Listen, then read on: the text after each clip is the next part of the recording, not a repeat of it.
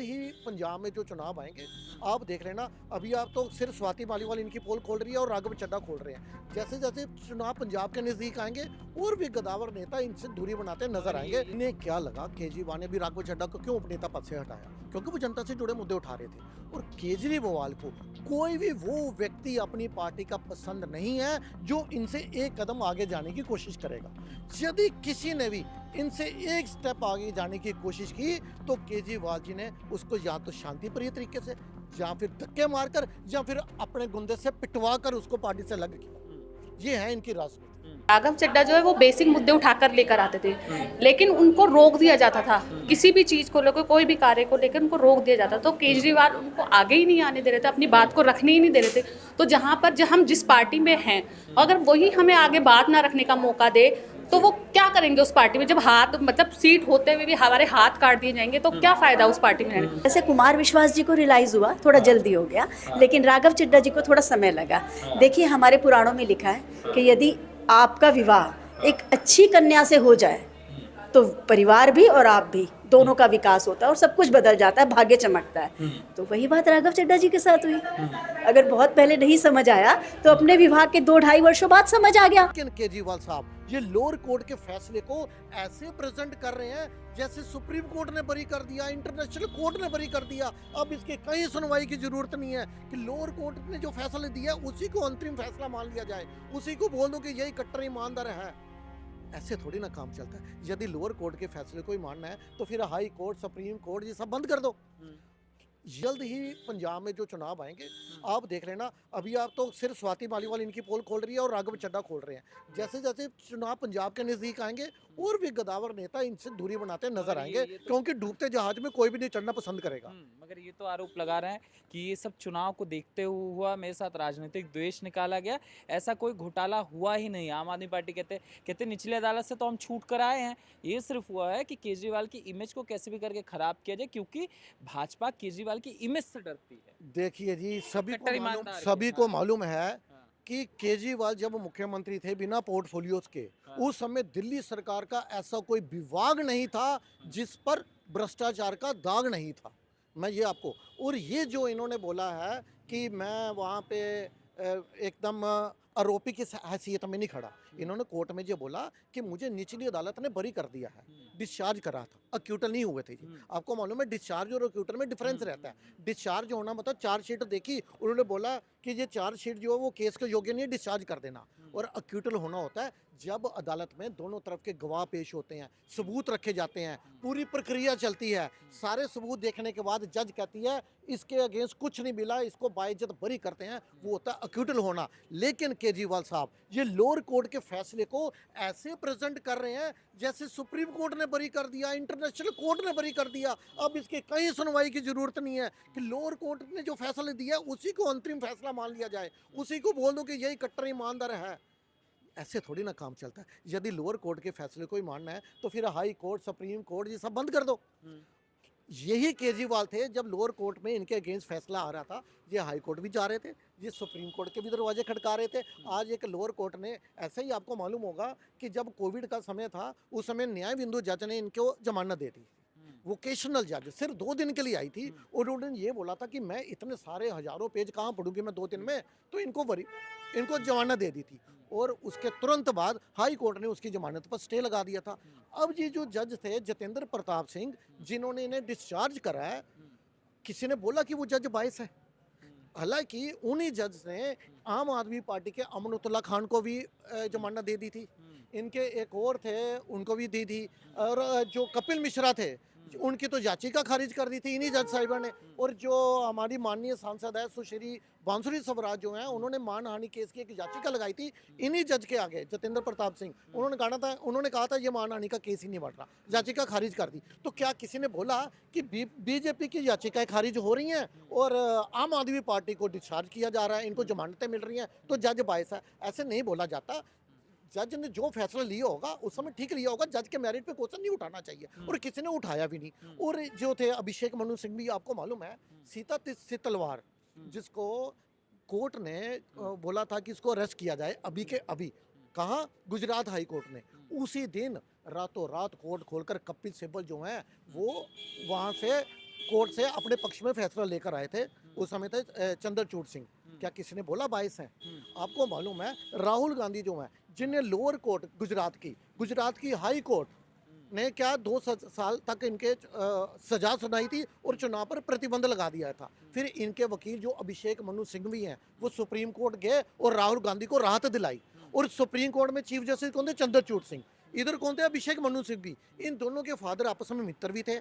और चंद्रचूड़ और अभिषेक मनु सिंघवी एक ही स्कूल से पास आउट है, सेंट कोलंबस स्कूल में, एक ही क्लास में थे, एक ही स्कूल में थे और उन्होंने एक ही साथ सेंट स्टीफन में एडमिशन लिया था और दोनों एक ही सिस्टम में आए, जुडिशरी सिस्टम में, दोनों मित्र भी थे। तो क्या किसी ने, बीजेपी के नेता ने बोला कि इसे सुप्रीम कोर्ट के चीफ जस्टिस बायस है? नहीं बोल सकते। उनको जो डिसीजन ठीक लगा होगा सुनकर उन्होंने उसी हिसाब से। केजरीवाल बार-बार इस शब्द का क्यों प्रयोग कर रहे हैं? मैंने अभी क्या बोला, क्या बताने की कोशिश कर रहे हैं जनता को? ये इन्हें ये लग रहा है इन्होंने हारना निश्चित है। हाँ, ये पहले जज को बायस बताना शुरू कर दिया। माहौल बना अब मान लो कि स्वर्ण कांता शर्मा पूरे पुख्ता सबूत देखने के बाद इनके पक्ष में फैसला नहीं आता, केजरीवाल को सजा सुनाई जाती है, तो ये क्या बोलेंगे? मैंने तो पहले ही बोला था ये जज बायस है। उसके बाद ये सुप्रीम कोर्ट जाएंगे। देखो, नौटंकीबाज भारत के इतिहास में, भारत की सदी का सबसे बड़ा राजनीतिक नटवरलाल है केजरीवाल। सबसे बड़ा राजनीतिक नटवरलाल केजरीवाल। तो ये जनता के बीच में अभी तक ये बने हैं, दिल्ली के मुख्यमंत्री बने थे बड़े बड़े सवज बाग दिखाकर। और उस समय जब जा रहे थे, लास्ट चुनाव जब हारे हैं, इन्होंने क्या बोला था? हाँ, मैं दिल्ली में जमुना नहीं साफ कर पाया, मैं सड़कें अच्छी नहीं कर पाया, मैं साफ पानी नहीं दे पाया, मुझे दोबारा चुनोगे तो मैं ये सारे कार्य करूंगा। लेकिन कांड की हंडी बार बार नहीं चढ़ती। तो जनता समझ चुकी थी कि ये वाकई सदी का सबसे बड़ा राजनीतिक नटवरलाल है। और इनको इतना अभिमान हो चुका था कि ये कहते थे कि मोदी जी, इस जन्म में तो आप आम आदमी पार्टी को नहीं हरा सकते। उसके बाद जनता ने आईना दिखाया और केजरीवाल मुख्यमंत्री, उप मुख्यमंत्री अपनी सीट नहीं बचा पाए। और यही दुर्दशा अब होने वाली है पंजाब में, क्योंकि पंजाब में भी इन्होंने जनता को सबज बाग दिखाए थे। इन्होंने बोला था मैं नशा खत्म करूंगा, सैंड माफिया खत्म करूंगा और जो इतना कर्जा पंजाब में वो खत्म करूंगा। हुआ क्या? सैंड माफिया डबल हो गया, नशे का कारोबार 4 गुना हो गया और जो कर्जा पंजाब पे 3 लाख करोड़ का था अब बढ़कर 4.5 लाख करोड़ हो गया। तो जनता बेसब्री से इंतजार कर रही है कब चुनाव आए और कब को भगाएं। यहाँ दूसरी चीज कही जा रही है इनके समर्थक दावा करते हैं, कहते हैं कि केजरीवाल के जो कट्टर ईमानदारी की जो छवि है उससे कपिल मिश्रा डरते हैं, उससे रेखा गुप्ता डरती हैं, उससे उप मुख्यमंत्री दिल्ली के डरते हैं। सबको डर लगता है कि कहीं चुनाव हो गया तो सबकी सत्ता, सबकी राजनीति समाप्त हो जाएगी। अच्छा, कुमार विश्वास डरते हैं, जोगेंद्र यादव डरते हैं, राघव चड्ढा डरते हैं, स्वाति मालीवाल डरती है। ऐसे नाम क्यों नहीं बोल रहे आप? देखो, इन्हें क्या लगा, केजरीवाल ने भी राघव चड्ढा को क्यों उपनेता पद से हटाया? क्योंकि वो जनता से जुड़े मुद्दे उठा रहे थे। और केजरीवाल को कोई भी वो व्यक्ति अपनी पार्टी का पसंद नहीं है जो इनसे एक कदम आगे जाने की कोशिश करेगा। यदि किसी ने भी इनसे एक स्टेप आगे जाने की कोशिश की तो केजरीवाल जी ने उसको या तो शांतिप्रिय तरीके से, या फिर धक्के मारकर, या फिर अपने गुंडे से पिटवा कर उसको पार्टी से अलग किया। ये है इनकी राजनीति। तो कपिल मिश्रा से क्या समस्या है इनको? देखो, कपिल मिश्रा जो है, इन्हें मालूम था कपिल मिश्रा जो है वो पार्टी के अंदर थे जब उस समय भी केजरीवाल जी को आईना दिखाने का काम कर रहे थे। जब उनकी नहीं चली, जब वो कामयाब नहीं हुए इनको सही पथ पे लाने के लिए, तो फिर मजबूरन उनको पार्टी छोड़नी पड़ी और अब वो आए हैं और वो कट्टर हिंदूवादी चेहरा बने। आज की डेट में कहीं भी कोई किसी हिंदू के साथ कोई अन्याय होता है, सबसे पहले उनकी आवाज़ बनते हैं कपिल मिश्रा जी। तो जनता उन्हें पसंद कर रही है। जो छवि इनकी जो बिगड़ चुकी थी आम आदमी पार्टी में, जो एक लग रहा था कि इतनी भ्रष्टाचार से लिप्त पार्टी में जुड़े हो, इन्होंने कोशिश किया कि मैं इस पार्टी से ना निकलूं, इसे में अच्छा सुधार करूं। लेकिन जब कपिल मिश्रा जी को कामयाबी नहीं मिली तो मजबूर उन्होंने पार्टी छोड़कर बीजेपी का दामन थामा। तो डरपोक बोलना तो किसी को भी बोल दो ना आप, डरपोक बोलने का, ये केजरीवाल डर रहे हैं तभी तो ये इस तरह की वीडियो जनता में वायरल कर रहे हैं। जी यदि ना डरते तो इनको क्या जरूरत थी? जब इन्होंने ये बोला कि लोअर कोर्ट ने ये बोल दिया केजरीवाल कट्टर ईमानदार है, आम आदमी पार्टी कट्टर ईमानदार है, मनीष सिसोदिया कट्टर ईमानदार है, इन्होंने ये स्टेटमेंट दी थी ना, भावुक। लेकिन ये वाले शब्द इन्होंने वहां नहीं इस्तेमाल किया हाई कोर्ट में। इन्होंने उस समय माननीय जज जो है स्वर्ण कांता शर्मा, उनको नहीं बोला कि मुझे लोअर कोर्ट ने कट्टर ईमानदार कहा है। ये तो जनता के बीच में आकर बोल रहे थे ना, उनके आगे, क्योंकि कोर्ट ने ऐसा कोई शब्द बोले नहीं। कोर्ट ने ये बोला कि ये जो चार्जशीट है ये, अच्छा ये बोल रहे थे कि कोर्ट को लगा कि इसके अंदर तो कोई एविडेंस है ही नहीं, ये चार्जशीट तो केस चलाने लायक नहीं है, इनके पास कोई 1% सबूत नहीं है। तो फिर केजरीवाल क्यों डरे थे? हाई कोर्ट में केस चलने दो, उसकी भी तो वीडियो क्लिप आएगी ना, तो वीडियो क्लिप ये बाद में रिलीज करते, फिर जनता फैसला कर देती। क्योंकि वीडियो क्लिप देखती, जनता देखती दो पक्षों की, जब हम और आप जब दो पक्षों की बहस सुनते हैं, उनमें कोई भी जीते, लेकिन हमें पता चल जाता कि सही कौन है। तो जब ये वीडियो हाई कोर्ट का निर्णय आने के बाद जनता में रिलीज करते, वो ज्यादा अच्छा था। ये ऐसा परसेप्शन, क्योंकि जनता फिर डिसाइड करती कि जज साहब ने जो केजरीवाल के खिलाफ निर्णय लिया है वो सही है या नहीं है। दोनों बहस जो है वो जनता के बीच में आ जाती, लेकिन हिम्मत नहीं थी। इन्हें मालूम है कि इन्होंने जो इतना घोटाला, एक घोटाला नहीं है, मैंने आपको क्या बोला कि उस समय दिल्ली सरकार का ऐसा कोई विभाग नहीं था जिस पर भ्रष्टाचार का दाग नहीं था, भ्रष्टाचार का दाग नहीं था। तो इनकी एक फाइल खोली है अभी दिल्ली के जो स्कूलों के अंदर जो घोटाला किया इन्होंने, जो चंदा घोटाला किया इन्होंने, जो मतलब डीटीसी का घोटाला किया इन्होंने, इतने घोटाले अभी सबकी लिस्ट सामने आएगी। अभी तो एक मामला सामने आया है। जो राघव चड्ढा ने कहा मैं सही आदमी हूँ मगर मैं गलत पार्टी में था। इसी जैसे कुमार विश्वास जी को रियलाइज हुआ, थोड़ा जल्दी हो गया, लेकिन राघव चड्ढा जी को थोड़ा समय लगा। देखिए हमारे पुराणों में लिखा है कि यदि आपका विवाह एक अच्छी कन्या से हो जाए तो परिवार भी और आप भी दोनों का विकास होता है और सब कुछ बदल जाता है, भाग्य चमकता है। तो वही बात राघव चड्ढा जी के साथ हुई।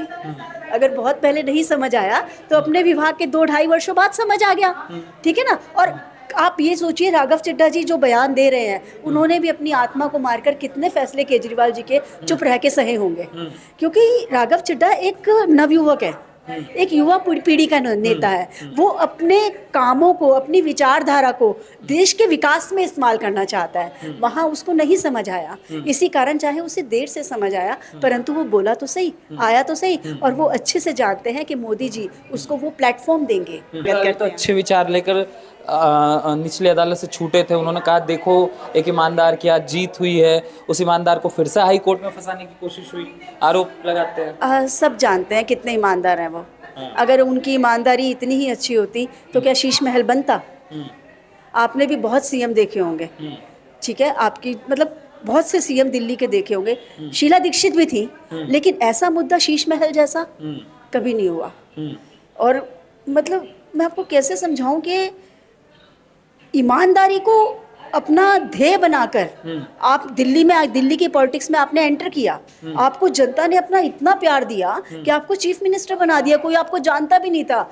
इनफैक्ट आपने जिन जिन लोगों को मौका दिया, जिन जिन लोगों को सीटें दी, उन सबको जनता ने जिताया केवल आपके विश्वास पर कि आप कुछ अच्छा करेंगे। और आपने आपकी इतनी धूर्त विचारधारा थी कि आप केवल सत्ता भोगना चाहते थे, केवल सत्ता भोग के शीश महल जैसी चीज़ों का निर्माण करना चाहते थे अपने लिए। एक शराब की बोतल के साथ एक शराब की बोतल, ऐसी नीतियाँ अपना के देश का भंडाधार करना चाहते थे, इसीलिए आपने ये काम किए। तो आपकी शराफत की तो कोई मतलब बात ही नहीं है। अब क्या लगता है राघव चड्ढा जिस तरीके से सांसदों को लेकर भाजपा की तरफ गए हैं, इससे क्या प्रभाव पड़ेगा? प्रभाव तो पड़ेगा, और सबसे ज़्यादा जनता पे पड़ेगा, क्योंकि राघव चड्ढा की छवि बहुत अच्छी है। मैं आपको बताऊं तो छवि अच्छी होने के कारण, जो पिछले दिनों की बात कर रही हूँ मैं, जो उन्होंने वो ब्लिंकिट वाले जो मुद्दे पे और ये जो किए, उन्होंने एक ऐसा मुद्दा पकड़ा जो एक नॉर्मल कम्युनिटी है, जो मतलब कनेक्ट करती है निचले लोगों से, नहीं मतलब सामान्य लोगों से, निचला तो कोई है ही नहीं, अब सामान्य लोगों से कनेक्ट करती है। उनकी भी पीड़ा को समझा, उनकी भी मतलब हर कठिनाई को अपना समझ के उनके साथ मिल के जो उन्होंने एक मुद्दा उठाया, तो उनकी विचारधारा के हिसाब से जो आज का जो वोटर है, जो दिल्ली की जनता है, वो उन्हें पसंद कर रही है। अब जब उन्हें वो सब काम करने का प्लेटफॉर्म उनकी सरकार ने नहीं दिया, तो वो कहीं ना कहीं तो अपना काम करने का एक जाएंगे ना, तो इसीलिए उन्होंने भाजपा को ज्वाइन किया। दीदी जी, जिस तरीके से राघव चड्ढा अपने साथ कई सांसदों को लेकर भाजपा की तरफ बढ़ गए, आम आदमी पार्टी ये आरोप लगा रही है कि भाजपा ने ये जो किया है वो पंजाब की पीठ में छुरा भोंका है। अरे मेरी बात सुनिए, अगर ये काम भाजपा को करना होता तो पहले ही कर देते ना। इतने साल इनको सत्ता में भी रहने दिया, तो ये काम तो हमें बहुत पहले कर देना चाहिए था। लेकिन उनको, राघव चड्ढा को और जो उनके साथ सांसद वापस आए हैं हमारी तरफ, उनको पता है कि जिस पार्टी से वो जुड़े हुए हैं वो भ्रष्ट पार्टी है, और जो बेसिक मुद्दे होते हैं उनके ऊपर बात ही नहीं करती है। राघव चड्ढा जो है वो बेसिक मुद्दे उठाकर लेकर आते थे, लेकिन उनको रोक दिया जाता था। किसी भी चीज़ को लेकर, कोई भी कार्य को लेकर उनको रोक दिया जाता। तो केजरीवाल उनको आगे ही नहीं आने दे रहे थे, अपनी बात को रखने ही नहीं दे रहे थे। तो जहाँ पर हम जिस पार्टी में हैं, अगर वही हमें आगे बात ना रखने का मौका दे तो वो क्या करेंगे उस पार्टी में? जब हाथ मतलब सीट होते हुए भी हमारे हाथ काट दिए जाएंगे तो क्या फ़ायदा उस पार्टी में रहने? तो उनको जब दिखा कि हम एक ऐसी पार्टी में जो भ्रष्ट है, जो हमें आगे नहीं लेके जा रही, तो उन्होंने ये निर्णय लिया। उनका स्वागत है। जो कहते हैं ना, सुबह का भूला अगर शाम को घर वापस आ जाए तो उसे भूला नहीं कहते हैं। तो वही हम राघव चड्ढा जी कह रहे हैं कि बहुत बहुत स्वागत है, आप ऐसी पार्टी में हाँ, मैं सही आदमी हूँ मगर मैं गलत पार्टी में। हाँ, तो उनको खुद, चाहे उनको देर से पता चला, मैं वही कह रही हूँ ना कि देर कि सुबह के भूले को जब शाम को घर आता है तो उसे भूला नहीं कहते हैं। तो उनको पता, चाहे देर से पता चला, लेकिन उनको पता चल गया कि वो एक भ्रष्ट पार्टी से जुड़े हुए थे, जहाँ पर सिर्फ भ्रष्टाचार ही था, शुरू से लेकर एंड तक भ्रष्टाचार था। जिन्होंने सिर्फ अपना घर भरा, सिर्फ अपने लिए काम किया, अपने आपने अभी पिछले देखा होगा उन्होंने क्या शराब छोड़ दी। उन्होंने देश का भला क्या किया? उन्होंने तो बर्बाद किया ना। महिलाओं के लिए उन्होंने, चलो भाइयों को तो छोड़ा नहीं, उन्होंने बहनों के लिए भी पिंक के ठेके खोल दिए। कितनी शर्मनाक बात है। उन्होंने कोई ऐसी, आज हमारी सीएम है, उन्होंने हमारे लिए पिंक कार्ड बनाया, उन्होंने क्या किया? पिंक के ठेके खुलवाए। तो कितनी शर्मनाक बात है। तो राघव चड्ढा जी ने जो निर्णय लिया है, मैं उसका स्वागत करती हूँ। तो सबके सामने भावुक है। उन्होंने कहा देखिए मैं कट्टर ईमानदार था, मैंने तो बोला ही था। कट्टर ईमानदार था। उसने ये कहा था जब वो सीएम पद की लेने की, मैं कोई गाड़ी नहीं लूंगा, मैं कोई सिक्योरिटी नहीं लूंगा, मैं अपने बच्चों की कसम खाता हूँ, मैं किसी पार्टी के साथ हाथ। उसके बाद उसने सारे वही काम किए जो उसने नहीं किया था। तो आप ऐसे इंसान पे भरोसा कर सकते हो? जी। आप भी नहीं करोगे। अगर आपके घर में कोई हो और वो ये कहे कि मैं ये सब नहीं करूंगा, लेकिन बाद में अगर वो वही कर ले तो आपका भरोसा टूटेगा नहीं। ऐसे जनता का भरोसा टूटा था। हाँ, वो शेर वाली कहानी होगी कि रोज कहता था शेर आया जिस दिन शेर आया उस दिन कोई नहीं आया। तो वही केजरीवाल के साथ हुआ है। अब इतना टाइम हो गया, क्यों मुंह छुपा के बैठा? अगर ईमानदार होता ना तो सामने आता।